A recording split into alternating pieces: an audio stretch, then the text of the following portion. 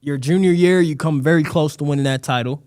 Senior year, you win the title, you get to graduate, you get your degree, you get to do all this great stuff and represent the state of Kentucky. But I want to touch base on the 2012 team. What was so special about that team compared to all the other teams? Now, I know there's some other teams that were good that you played on as well that had a chance. Obviously the way things plan out sometimes, you just don't get to win every year. It's tough. But I want to ask you, what was so special about that 2012 team that won that chip? Probably the chemistry that we had, honestly.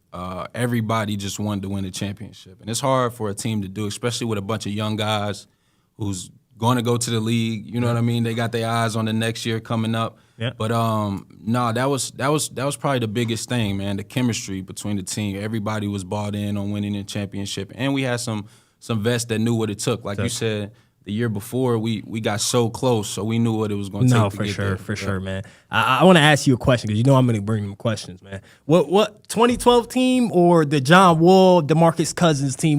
Who you think is the better team out of those two? My sophomore year team. Sophomore team? Yeah. Man, y'all had some dogs. John Wall, the Cousins, man, that team was stacked, man. I'm not even going to lie to you, but I do want to ask you. You talked about, everybody knows you as a player in Kentucky, you're playing the best players in the nation every day at practice, right? Walk me through, and I asked this same question to Dominique Hawkins. Mm-hmm. Who's that guy you going into practice and you're like, oh boy, I got to deal with this guy today?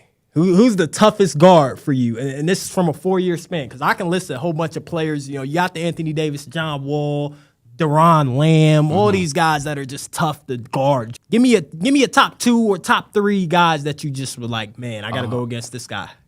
Jay Wall for sure. Yeah.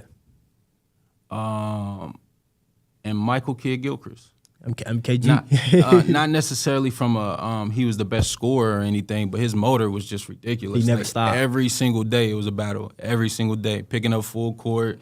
And you saw it in the games. Like, he was relentless. Motor, you know what I mean? So I would say Jay Wall for sure. Just his talent was unreal, and his speed was unreal too. And then I say Gilly because that was like more so my matchup. Position too. So we battled it out every single day. For sure, man. For sure.